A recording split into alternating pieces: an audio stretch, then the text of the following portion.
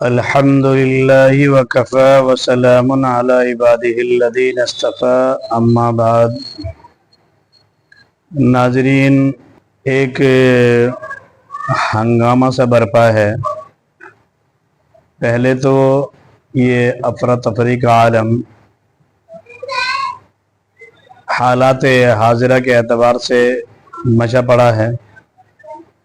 اب اسی کے ساتھ ساتھ دیکھنے اور سننے میں تو پہلے سے چلا رہا ہے، لیکن جس چیز کا اندیشہ اور ڈر ہمارے بڑے جتلاتے آ رہے تھے، اب اس کا اظہار ہونے لگا ہے۔ اور وہ کیا چیز ہے؟ وہ یہ ہے کہ ہمارے مسلم لیڈروں کے بیانات کچھ انجانے میں دین کا علم نہ رکھنے کی وجہ سے، اور کچھ اپنے آپ کو غیر بھائیوں کے ساتھ دوستی نبھانے کا ڈھونگ کرنے کی وجہ سے، جبکہ حقیقت بات یہ ہے کہ ہمیں تمام لوگوں کے ساتھ مل کر رہنے کا حکم دیا گیا۔ یہ ایک الگ مسئلہ ہے، اپنی جگہ اٹل حقیقت ہے، لیکن اسی کے ساتھ ساتھ جو حالات ہمارے سامنے ہیں، ان حالات میں، سنگین حالات میں اپنے عقائد کی حفاظت کرنا، اپنے ایمان کی حفاظت کرنا، یہ سب سے اولین ترین فریضہ ہے۔ ابھی میں تقریباً سمیع اللہ صاحب کا ایک مضمون پڑھ رہا تھا، جو کہ انہوں نے بہت گہرائی کے ساتھ لکھا ہے، بہت اچھا لکھا ہے۔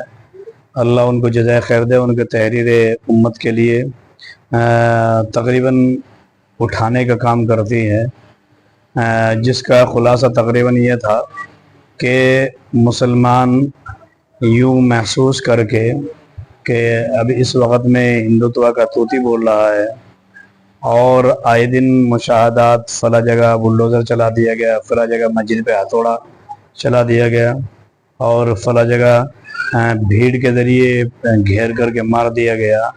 یوں اس طرح کے مشاہدات اور خبریں سن سن کر کے دل تنگ سے تنگ تر ہوتے چلے گئے، اور نفسیات ایمان والوں کی ایک طرح سے دبی کچلی ہو کر کے رہ گئی۔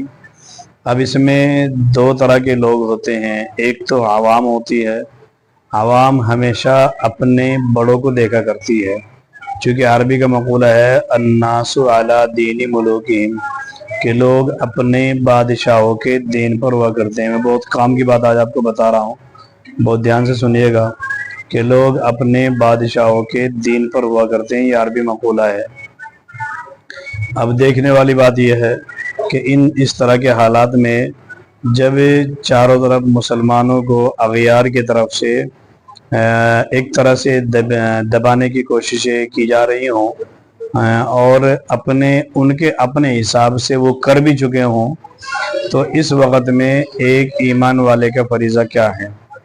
ایمان والے کا فریضہ یہ ہے، جسے سمیع اللہ خان صاحب نے بھی اشارہ کیا ہے، کہ ہم سب سے پہلے اپنے آپ کو احساس کمتری سے نکالیں۔ احساس کمتری کیا چیز ہے؟ احساس کمتری یہ چیز ہے کہ انسان یوں سمجھ لے کہ میں سب سے گرا ہوا ہوں، میں کچھ نہیں کر سکتا، ہماری طاقت کچھ نہیں ہے۔ جسے مثال کے طور پر اس وقت میں ایک طبقے کے ذہن میں یہی بات ہے کہ بھئی گورنمنٹ فلاں کی ہے، اور ہندوتوا کا ساتھ بھی فلاں دے رہے ہیں، گورنمنٹ دے رہی ہے، ہم کچھ نہیں کر سکتے۔ یہ بات یاد رکھیں، اقبال نے کہا تھا قوموں کی حیات ان کی تخیل پہ ہے موقوف، کہ قومیں اگر خیالات ان کے اونچے ہیں، ان کے پاؤں میں غلامی کی بیڑی بھی آ جائے، زنجیریں بھی آ جائے، مگر ان کے خیالات آزادی کے ہیں، تو کسی کا باپ انہیں غلام نہیں بنا سکتا۔ یہ بات میں بہت ہی خودداری کے ساتھ اور بہت ہی دھیان کے ساتھ کہہ رہا ہوں۔ برٹش گورنمنٹ کی غلامی اس ملک نے 150 سال جھیلی ہے۔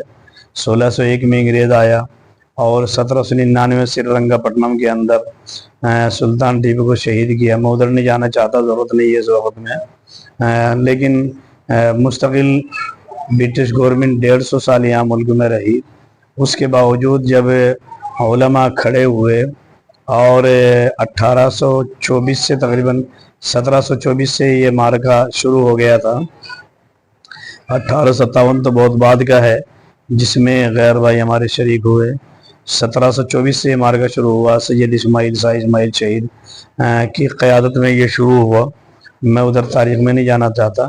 مقصد یہ ہے کہ اگر پاؤں کے اندر غلامی کی بیڑی بھی پڑی ہوں تو بھی انسان کے لیے اس چیز کی گنجائش نہیں ہوتی کہ وہ اپنا دین، اپنا عقیدہ، اپنا ایمان اور اپنا کلچر، اپنی آئیڈیالوجی چھوڑ کر کے دوسروں کی دیکھا دیکھی یا دکھانے کے لیے دوسروں کے کلچر کو اختیار کر لے. چنانچہ اس طرح کے بیانات تو پہلے سے آتے رہتے ہیں. لیکن ایک دو دن پہلے ایک مسلم لیڈر کا کسی کا، میں نہیں جانتا کون اللہ کا بندہ ہے وہ، اس کی طرف سے اس طرح کی باتیں آئی کہ بھائی شیولنگ اور حجر اسود دونوں ایک ہی ہیں. جبکہ یہ بات ظاہر سی بات ہے صرف اتحاد کی فضا دکھانے کے لیے کہی گئی ہے. جبکہ انہیں یہ بات سمجھ میں آ جانی چاہیے کہ جو اتحاد وہ پھول برسا کر دکھا رہے ہیں، یہ جو اتحاد وہ راحتی کیمپ لگا کر کے دکھانا چاہ رہے ہیں، وہ اس اتحاد کی جھلک دیکھنا چاہتے ہیں. تو ہمارے عزیز محترم مولانا عباس کیرانوی کا مجھے ایک مقولہ یاد آ جاتا ہے کہ جو اتحاد کی فضا دکھانا چاہ رہے ہیں وہ یہ ختم ہونے کے 5-7 دن کے بعد کھلے روڈ پر 2 رکعت پڑھ لیں. اسی امن اور شانتی اور اتحاد کا پتہ لگ جائے گا کہ کتنے اتحاد آپ داخل کر چکے ہیں اور کتنا آپ نے محبت پیدا کی ہے. جو اشرار ہیں وہ ہمیشہ اشرار ہی رہتے ہیں، اور جو ہمارے غیر بھائی سیکولر ذہن کے ہیں، مستقل محبت والے لوگ ہیں، میں ان کا تذکرہ نہیں کر رہا ہوں چونکہ وہ تو محبت والے کل بھی تھے، آج بھی ہیں اور رہیں گے. کیونکہ اللہ کے حبیب نے ایسے نہیں کہا تھا کہ مجھے ادھر سے بو آتی ہے، تو یہ بہت سوچ سمجھ کر کے کہا تھا. چونکہ اللہ کے حبیب علیہ الصلوۃ والسلام وما ينطق عن الهوى کہ آپ بغیر وحی کے کچھ نہیں بولتے ہیں، ان هو الا وحی یوحی.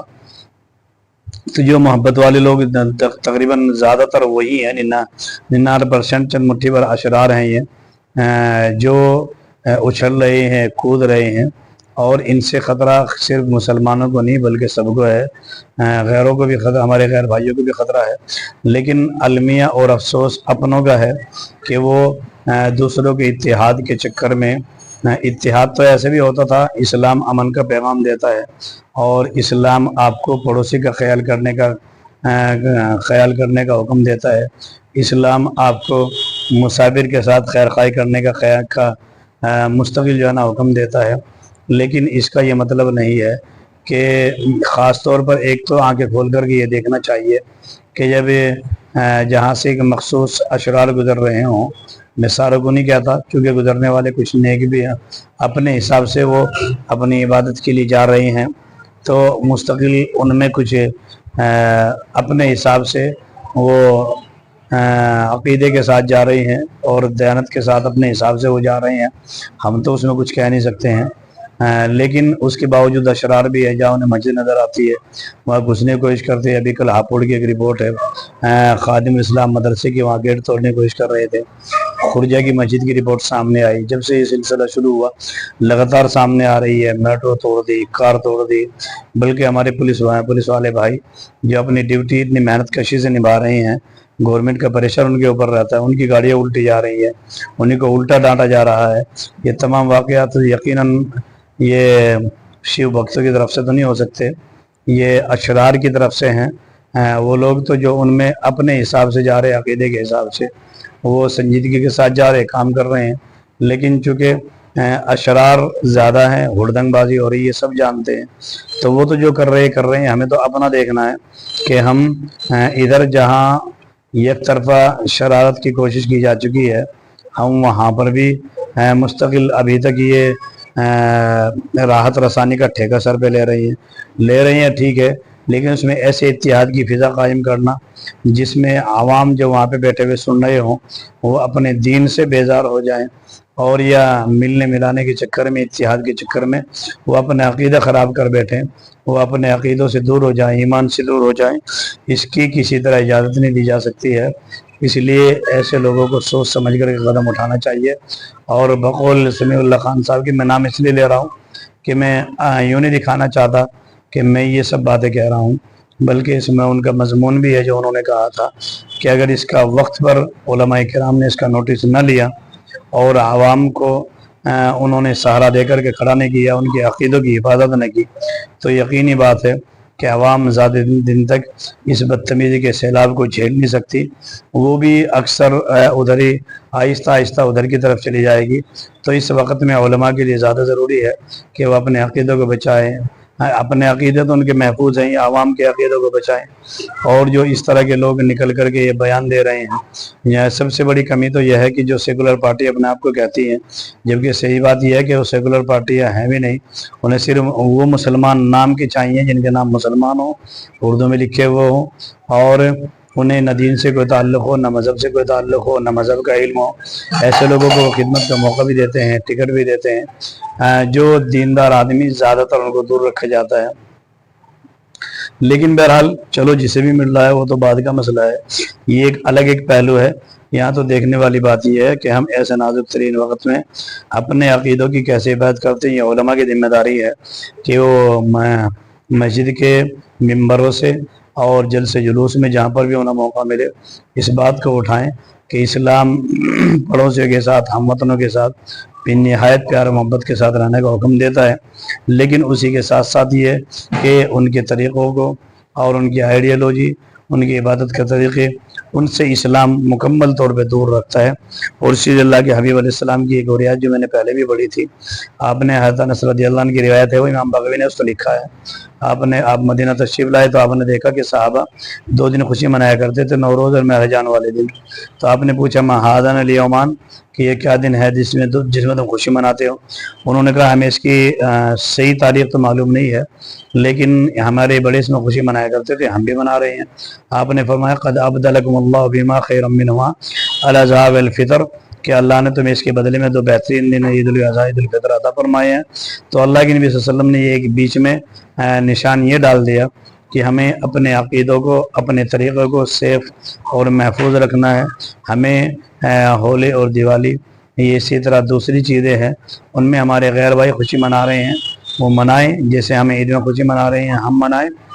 تو ہمیں اس طرح کی چیزوں میں پڑھ کر کے مستقل اپنے عقیدوں کو خراب نہیں کرنا ہے کہ شیولنگ اور حجر اسود ایک ہی چیز ہے۔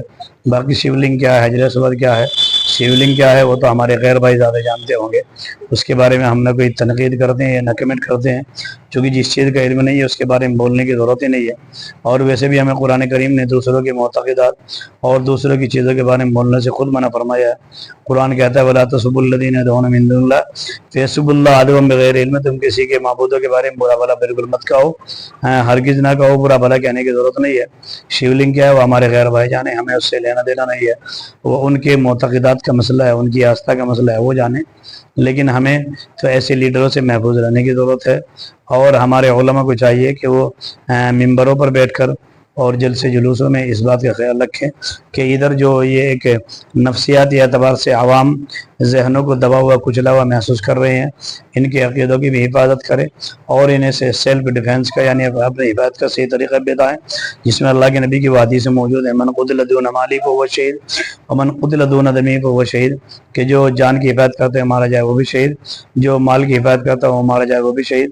تو اگر کسی جگہ صاف ستھرا بتائے، اگر کسی جگہ ایسے اشرار میں پھنس جائے تو پہلے تو قانون کا سہارا لے، اور اگر یہ دکھ رہا ہے کہ اشرار قانون کو نہیں مان رہے ہیں تو پھر اس وقت میں حدیث تو ہے ہی، کورٹ نے بھی کہا ہے، انڈین کورٹ نے بھی کہا ہے کہ اپنے سیلف ڈیفینس میں آپ اپنی جان بچانے کے لیے کچھ بھی کر سکتے ہیں۔ اگر آپ پہ کوئی ہتھیار اٹھا رہا ہے آپ اسی کا ہتھیار چھین کر کے مار سکتے ہیں، کوئی مسئلہ نہیں ہے، چونکہ آپ اپنے سیلف ڈیفینس میں کر رہے ہیں۔ ہمیں ملک ہمارا جمہوری ملک ہے، کسی کے باپ کا نہیں ہے، حکومتیں تو آنی جانی رہتی ہیں، کبھی کسی کی ہے کبھی کسی کی ہے۔ رشیا نے سرخ انقلاب دیکھا ہے، افغانستان نے بڑی بڑی طاقتوں کو 20-20 سال جھیلا ہے، لیکن ہمارے سامنے مثال ہے کیسے انہوں نے اپنے عقیدے کے، اپنے ایمان کی حفاظت کی ہے۔ ہم اپنے ایمان کے سودا نہ کریں، اپنے عقیدوں کی حفاظت کریں، بس یہی کہنا تھا۔ باقی شیولنگ میں اور حجرت میں فرق کیا ہے، تو وہاں سمیر الدین قاسمی مانچسٹر سے انہوں نے ایک ویڈیو ڈالی ہے، تو میرا ارادہ ہو کہ وہ بھی آپ کو دکھا دی جائے، وہ دیکھ لیجئے گا، آپ کو تھوڑا سا فرق مل جائے گا اس میں۔ اور باقی اس کے اوپر ویڈیو کہ حجر اسود پتھر ہے، تم پتھر کی پوجا کرتے ہو، اس کے اوپر انشاءاللہ میں ویڈیو کی باتیں بناؤں گا۔ یہ ویڈیو لمبی ہو گئی، یہ معذرت بھی چاہتا ہوں، امان سمیر الدین قاسمی کی ویڈیو دیکھیے گا۔ السلام علیکم ورحمۃ اللہ وبرکاتہ۔ نحمده ونصلي على رسوله الكريم، اما بعد، ہندوستان کے ایک مسلمان لیڈر نے اپنی تقریر میں یہ کہہ دیا ہے کہ غیر مسلم کا جو شیو لنگ ہے وہ اور بیت اللہ میں جو حجر اسود ہے دونوں ایک ہی چیز ہے، یہ انہوں نے کہہ دیا۔ لوگوں نے پوچھا ہے کہ بتائیے کہ دونوں میں فرق کیا ہے؟ جواب نرد ہے کہ شیو لنگ کیا ہے، کیسے ہے، ہمیں تو اس کا پتہ نہیں ہے، لیکن اس کی تصویر دیکھنے سے پتہ لگتا ہے کہ یہ حضرات ان کو پوجتے بھی ہیں اور اس سے مدد بھی مانگتے ہیں شیو لنگ سے۔ جبکہ مسلمانوں کے یہاں 3 فرق ہے۔ پہلی بات تو کہ یہ ایک پتھر ہے جو جنت سے لایا گیا ہے، یہ خدا کا جز نہیں ہے، کسی کا جز نہیں ہے یہ، بلکہ یہ ایک پتھر ہے اور جنت سے لایا گیا ہے اور ان کو وہاں پر رکھا گیا ہے صرف یادگار کے لیے بیت اللہ میں۔ ایک فرق یہ ہے۔ دوسرا ہے کہ ہم اس کی پوجا نہیں کرتے، اس کی عبادت نہیں کرتے اور اس سے مدد بھی نہیں مانگتے۔ ہم غیر مسلم شیو حضرت شیو کا تو پوجا بھی کرتے ہیں، سنا عبادت بھی کرتے ہیں، مانگتے بھی ہیں، ہم نہیں مانگ سکتے، یہ شرک ہے۔ اور یہ جو بہت سارے لوگ دیکھتے ہیں کہ مزاروں پر لوگ پوجا بھی کر لیتے ہیں مزار والے کا اور مانگ بھی لیتے ہیں، یہ صحیح نہیں ہے۔ ان کا پر تو صرف فاتحہ پڑھنے کے لیے اور میت کے لیے دعا کرنے کے لیے کہا گیا، مانگنے کے لیے نہیں کہا ہے، حرام ہے، شرک ہے یہ۔ تو یہ 3 فرق ہو گیا۔ البتہ نبی کریم صلی اللہ علیہ وسلم نے اس کو چوما ہے، جیسے ماں اپنے بچے کو چوم لیتی ہے، اس سے مدد نہیں مانگتی اور اس سے اس کی پوجا بھی نہیں کرتے بلکہ چوم لیتی ہے شوق میں، ایسے نبی کریم صلی اللہ علیہ وسلم نے چوما ہے، اس لیے ہم بھی اس کو کبھی کبھار طواف میں چوم لیتے ہیں۔ یہ 3 فرق ہو گیا۔ میں ایک روایت پڑھ کے سنا دیتا ہوں۔ ان عمر رضی اللہ عنہ جاء الى الحجر الاسود فقبله فقال انی اعلم انک حجر لا تضر ولا تنفع۔ بخاری شریف نمبر ہے 1597۔ حضرت عمر نے فرمایا کہ اے پتھر حجر اسود، میں جانتا ہوں کہ تم صرف ایک پتھر ہو، نفع نقصان نہیں دے سکتے، نہیں، صرف حضور کو میں نے دیکھا ہے چومتے ہوئے تو میں چوم لیتا ہوں، تمہارے یہاں وہ ایک پتھر ہے اور اس کے علاوہ اس سے زیادہ کوئی حرج نہیں ہے۔ ہم جو پوجا کرتے ہیں یا عبادت کرتے ہیں وہ صرف خدا کی، اسی کی عبادت بھی کرتے ہیں اور اسی سے ہم مانگتے بھی ہیں۔ ایاک نعبد و ایاک نستعین۔ مسلمان میں یہ فرق ہے، کسی اور کی پوجا کرنا یا کسی اور کی عبادت کرنا یا کسی اور سے مانگنا ضروریات، یہ جائز نہیں ہے، شرک ہے۔ یہ 3 فرق ہو گیا۔ ایک تو ایک پتھر ہے یہ، دوسرا ہے کہ ہم اس کی پوجا نہیں کرتے ہیں اور تیسرا ہے کہ اس سے ہم مدد نہیں مانگتے، جبکہ غیر مسلم ان کو شاید پوجا بھی کرتے ہیں اور اس سے مانگتے بھی۔ یہ فرق ہے، اس کا خیال رکھنا چاہیے ہمارے لیڈروں کو۔ عقیدے کا مسئلہ ہے کہ اور اہم چیز ہے، اس کا خیال رکھنا چاہیے۔ السلام علیکم ورحمۃ اللہ وبرکاتہ۔